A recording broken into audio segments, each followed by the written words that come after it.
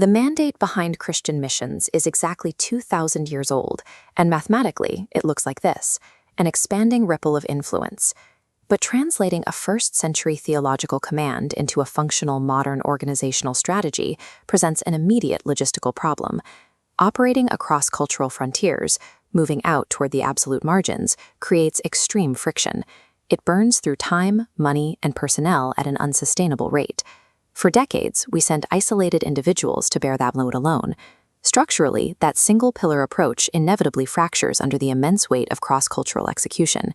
To bypass this structural failure, modern mission strategists have engineered a totally different approach: the collaborative mission model. This is the system architecture framework. What you're seeing is a multi-layered blueprint that overlays spatial topography, temporal development, and decentralized execution into a single cohesive engine. To understand exactly how this model functions without collapsing, we have to strip it down and examine each component individually. We start by stripping away the timeline and the personnel, leaving only the operational geography. This radar map represents the cultural spaces a mission has to cross. At the center is M0, the local ground where the home church exists. Stepping out one ring brings us to M1, covering diaspora populations. Further out, friction increases. M2 represents near-cultural engagement, and the outer rim, M3, is the true cross-cultural frontier.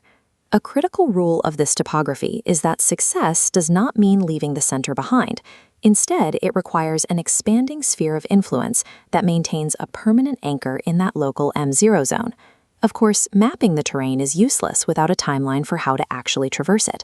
This arrow diagram lays out the 5-step developmental timeline that drives the mission forward.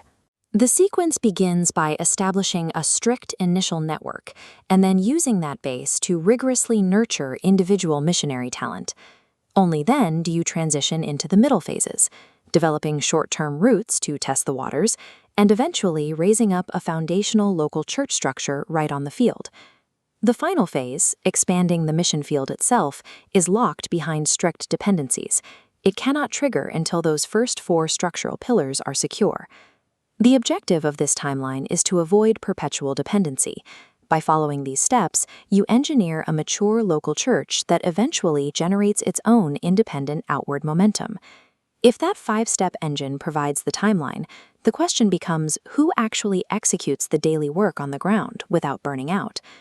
The old logic paired a single sending church directly with an isolated missionary, leaving both highly vulnerable to fatigue and rigid resource limits. The modern standard replaces that silo with an organic 5-party network. This diagram maps how those distinct roles interact. At the top, the core executor, the missionary, is flanked by the sending agency, providing tactical support and strategy.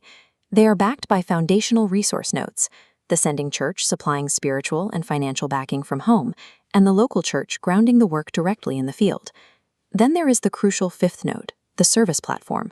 This provides the professional resources, legal structures, and societal entry points required to legitimately operate in a foreign culture.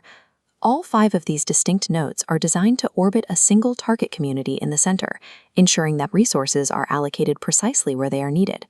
When a cross-cultural environment places pressure on the network, the load doesn't snap a single pillar. It is instantly redistributed symmetrically across the entire ecosystem.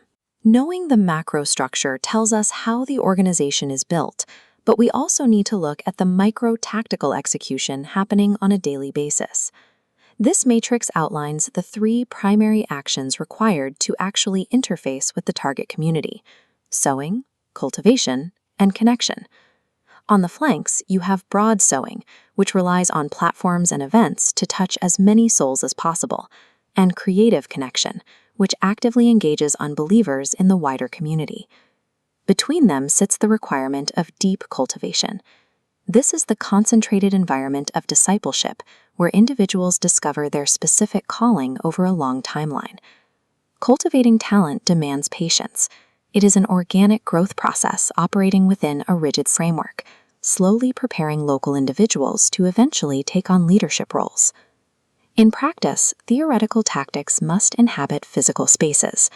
This slide introduces the practical carriers used to execute the strategy. Within the UK Chinese Church, Specific programs, like a men's ministry or business fellowship fans, act as literal vehicles for cultivation. Without highly structured community platforms like these, the broader ecosystem lacks the actual mechanism to physically interface with the local culture. Now, let's step back and look at the entire strategy as a singular living machine. The decentralized five-party network is exactly what gives the organization the capacity to execute those daily sowing and cultivation tactics. Doing that work consistently creates the momentum required to drive the five-step developmental timeline forward. And as that engine turns, it generates the force necessary to safely push outward from the familiar local center, across the cultural topography, and into the final frontier. Looking at the complete system architecture framework again, the logic of every gear, arrow, and boundary line is clear. By integrating the specific capabilities of sending agencies, local churches, and professional platforms, the inherent problem of cross-cultural resource scarcity is solved through mutual distribution.